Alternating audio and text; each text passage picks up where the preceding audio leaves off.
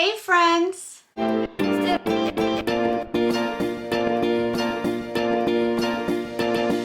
name is Desiree, aka Mama Friendly, and I do all sorts of videos on my channel, from cooking videos to planner videos, vlogs, hauls, homeschool videos with a Disney twist, a little bit of everything. So if any of this sounds like fun to you, I hope that you'll subscribe and join me on my YouTube adventure.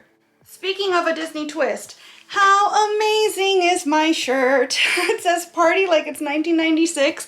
And if you're a Disney fan, you might recall that for the 25th anniversary, they did up the Magic Kingdom castle like a giant pink birthday cake. And they left it like that for a couple years. Definitely my favorite era, if you will, of castle design. So my mom got me this shirt and I am obsessed. But that's not what we're here for today. What we're here for is the latest installment of the cookbook collab hosted by my friend Tamara at Southern Wife Everyday Life. And as you might imagine, based on the theming here, or maybe the title of the video, I'm doing a Disney twist on this cookbook collab. Because it's a collab, there's a playlist, and so in the description box, you're also going to find a link to said playlist, so that once you've watched my video, you can see what all of my friends made this month as well. Now, if you're new to my channel, hi, welcome. But if you're not new to my channel, then you already know I eat exclusively gluten and dairy-free, no cheats ever, because I feel like garbage when I eat gluten or dairy, and so for 7 years, I've been super strict. That means, of course, that when I go to the Disney parks, while I'm able to be accommodated and I'm able to eat my treats here and there, for the most part, I tend to miss out. So I've been on a quest this year to reimagine some of my favorite Disney park treats in a way that's allergy friendly so that I can partake of them at home. But for this video, no adaptations were necessary, and I'll tell you why. My favorite place to eat at Disney Springs, which is the shopping district at Walt Disney World in Orlando, is a bakery called Erin McKennas. It used to be called Baby Cakes, but this is in fact Erin McKennas' shop. And the whole bakery is completely allergy friendly. The only thing that they do cook with that you might have an allergy to is coconut. There's coconut in most of their baked goods, but otherwise there's no gluten, dairy, soy, sesame seeds. Like most of the top 8 allergens are simply not present in their shop. They're also totally vegan. That's kind of their thing. So I have 2 cookbooks actually from Erin McKenna, and this one is just called Baby Cakes.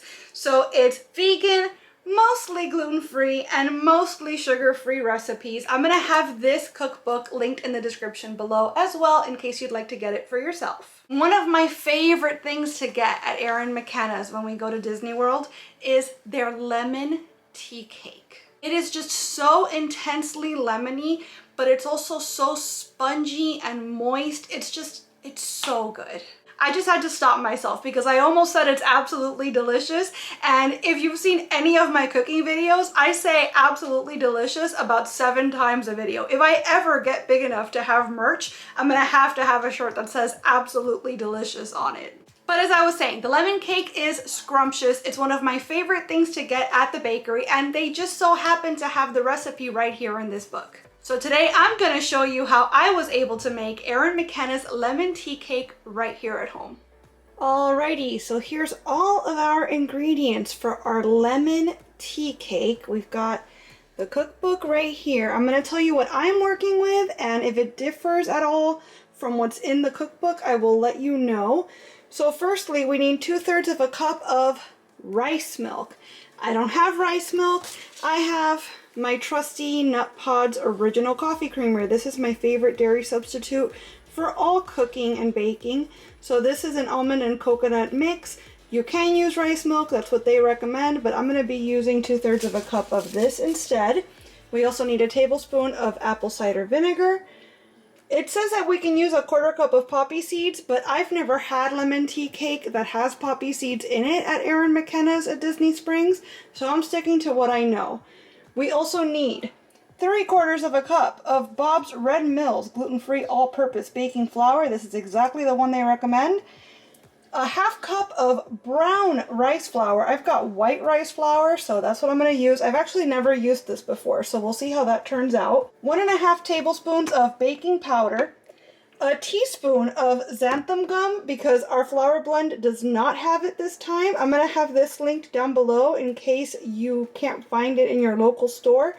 This cost, I think, about $7 and it lasts forever. So if you're doing gluten-free baking, this is a great idea to have on hand all the time. We need a teaspoon of salt, a half a cup of coconut oil plus more to grease up the pan with, 3/4 of a cup of agave nectar. This is what we're using as a sweetener. It says 1/3 of a cup of homemade applesauce, or you could use store-bought. I happen to have unsweetened applesauce, so that's what I'm using today. A teaspoon of pure vanilla extract, 2 tablespoons of lemon extract, and a tablespoon of grated lemon zest. I don't have a zester, so I may leave that out. I think that's optional in any case. Is it? Probably not. Regardless, I'm probably going to leave it out because I don't have a way to zest this properly, and I don't want any of the white bitter pith to get into my cake and ruin it. So just so you know, if you have a lemon zester available, then a tablespoon of grated lemon zest would be a good addition to this cake. So we're going to preheat our oven to 325 Fahrenheit. And we're going to lightly grease a 7x4x3-inch loaf pan with our coconut oil.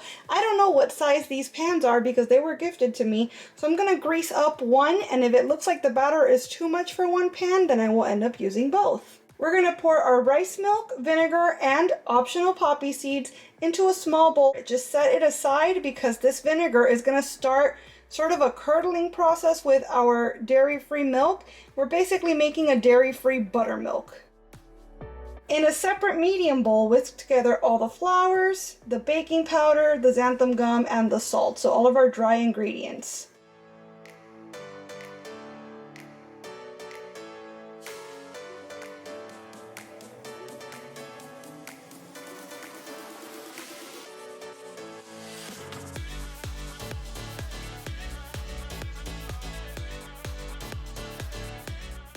Once they're mixed, we're going to add in our coconut oil, agave nectar, applesauce, vanilla, lemon extract, and your lemon zest if you're going to be using it, to the dry ingredients, and stir until the batter is smooth. My coconut oil is pretty solid because it's colder in the house, so I'm going to heat it up just a little bit so that it's an easy texture to mix into the batter without leaving any coconut oil chunks behind.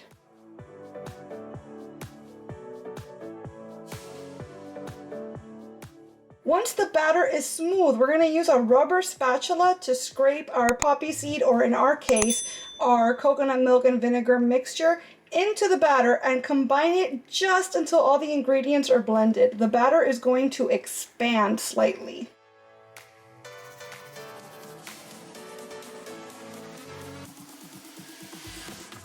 We're going to pour our batter into the prepared pan or pans and bake the tea cakes for 35 minutes, rotating 180 degrees after 18 minutes. So about halfway through, we're going to turn our cakes.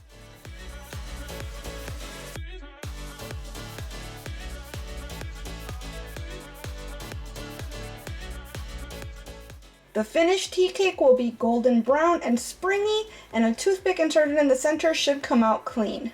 Once the cake is ready, take it out of the oven, but let it sit to cool for 20 minutes inside the pan. At this point, you can either cut it and serve it warm, or wait until it's completely cool before storing it. If you cover the uncut cake with plastic wrap, you can store it at room temperature for up to 3 days. Now, whenever I've gotten these at the Erin McKennas store at Disney Springs, they've always had an icing on top.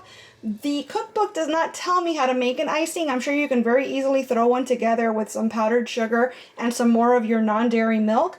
But I happen to have this store-bought cream cheese, quote-unquote, vegan frosting. It's a little pricey. This cost me about $6 at Whole Foods, but it's my favorite non-dairy frosting. So while the cake is still slightly warm, I'm going to stir this up a lot so that it gets as unsolid as possible, and I'm going to spread it on top so that it kind of melts into the cake a little bit. It's not going to look or taste exactly like the kind you get at Disney Springs, but pretty close and very delicious.